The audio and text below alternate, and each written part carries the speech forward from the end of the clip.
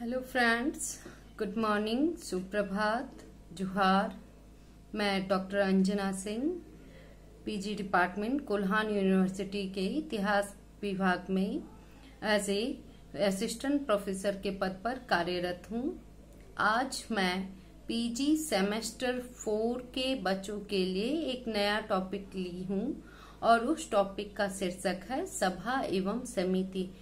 आज हम चर्चा करेंगे सभा एवं समिति के बारे में कि सभा एवं समिति जो है वह कैसे कार्य करती है, इनका कार्य क्या है और ये किस समय कार्य कर रही थी। तो सबसे पहले कि ये किस वक्त पे कार्य कर रही थी, तो हम देखते हैं कि वैदिक सभ्यता जब चल रही थी, ऋग्वेद का जो समय था, उस समय सभा एवं समिति का नाम सर्वप्रथम लिया जाता था। ऋग्वैदिक काल में राजा पर निरंकुशता ना होने, स्वेच्छाचारी ना होने, उनके कार्यों पर अंकुश लगाने के लिए सभा एवं समिति का निर्माण किया गया था। उस समय जब हम देखते हैं तो सर्वप्रथम राज्य का जो सर्वे सर्वा होता था वो राजा होता था। राजा के तत्पश्चात पुरोहित का नाम आता है, उसके बाद सैनिक का नाम आता है। तो इस तरह से हम देखते हैं कि किस तरह से ऊपर से सूचीबद्ध तरीके से ये नीचे तक आता है।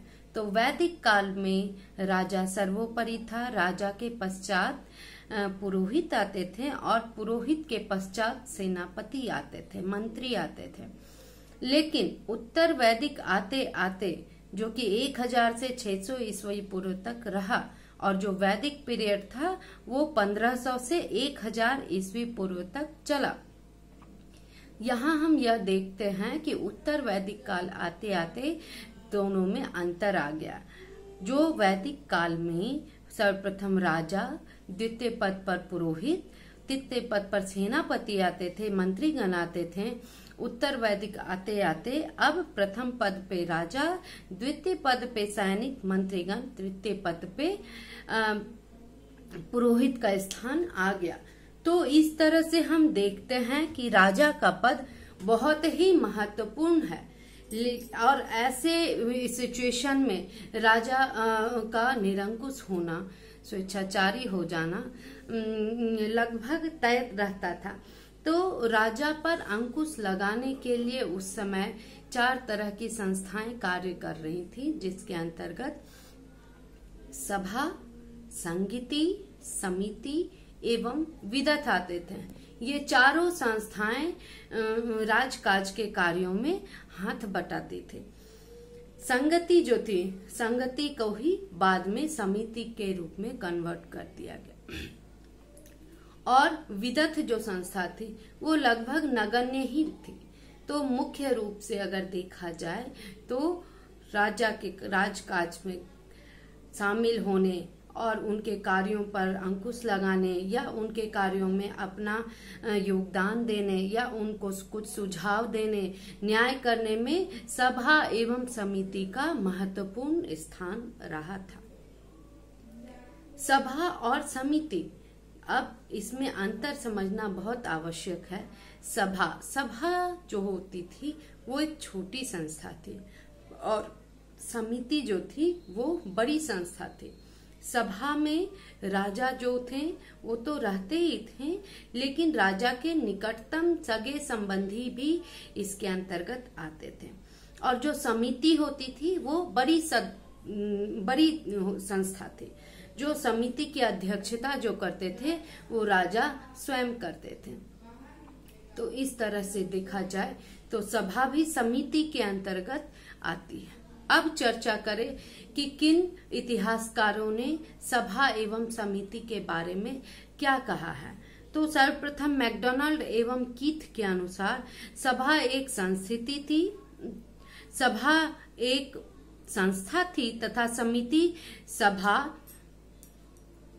का मिलने का स्थान थी। लुडविग के अनुसार सभा एक अधिकार तथा एक अभूतपूर्व संस्था थी।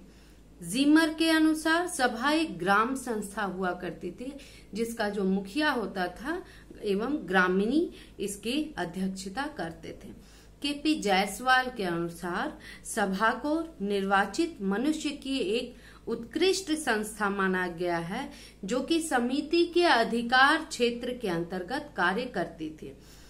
इन सब विविधताओं के बावजूद सामान्य रूप से यह स्वीकार किया जाने लगा है कि सभा समिति की अपेक्षा एक छोटी संस्था थी। तो यहाँ तक हम देखते हैं कि इन इतिहासकारों ने भी इनके कथनानुसार यह सिद्ध होता है कि सभा जो थी वो समिति से छोटी थी और समिति के अंतर्गत ही सभा आती थी।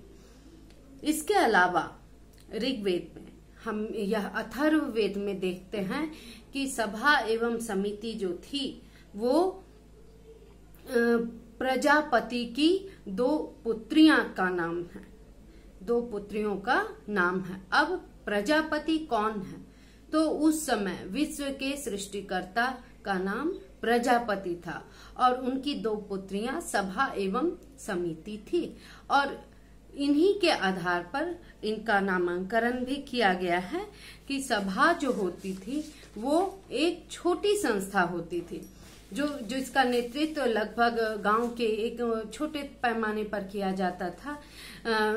उसके मुखिया या ग्रामणी इसके सदस्य हुआ करते थे।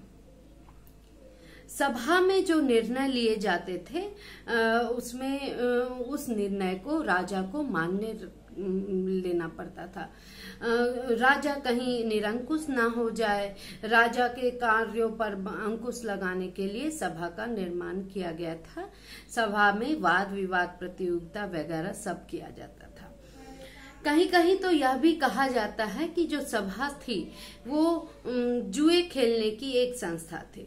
तो इसे इस तौर पर भी देखा जाता है कि सभा जो है वो आमोद प्रमोद एवं मनोरंजन का साधन क्षेत्र भी था। इसका मतलब कि वहां पे लोग मनोरंजन के लिए भी जाया करते थे। तो इस तरह से देखते हैं कि सभा जो थी वो कुछ गिने चुने लोगों के बीच गिने चुने मान्य लोगों की एक संस्था थी, जिसके द्वारा लिए गए निर्णय को राजा स्वयं मानते भी थे। इसी तरह जो समिति थी, समिति जो थी सभा में जो पुरुष सदस्य होते थे उन्हें सभ्य कहा जाता था और जो महिला सदस्य होती थी उन्हें सभावती कहा जाता है। सभा को अथर्ववेद में नरिष्ठा, जिसे हम कहते हैं सामूहिक वाद विवाद, नरिष्ठा का अर्थ होता है सामूहिक वाद विवाद। तो यह अथर्ववेद में सभा को नरिष्ठा भी कहा गया है।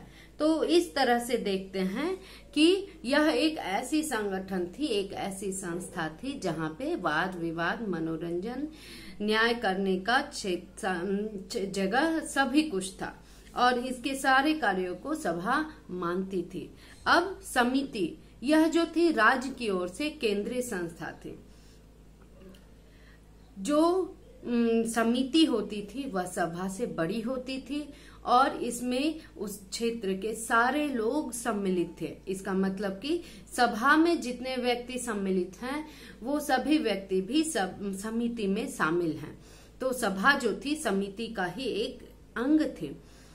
अब इसमें उपनिषद काल में समिति जो राज संस्था थी, परंतु अब उसमें दार्शनिक और धार्मिक वाद विवाद भी होने लगे थे और समिति की अध्यक्षता राजा स्वयं करता था और समिति जो थी बड़ी संस्था थी। समिति का जो कार्य होता था वह था युद्ध स्थल की जानकारी, युद्ध में हुए खर्च, युद्ध में हुए क्षति, पूरे आय व्यय का खर्च, सभी की जानकारी अपने पास रखती थी और राज्य के निर्वाचन में भी इनका अहम रोल होता था। तो हम देखते हैं कि संधि, युद्ध, आय व्यय सभी मामलों में सभी समिति का जो हस्तक्षेप रहता था।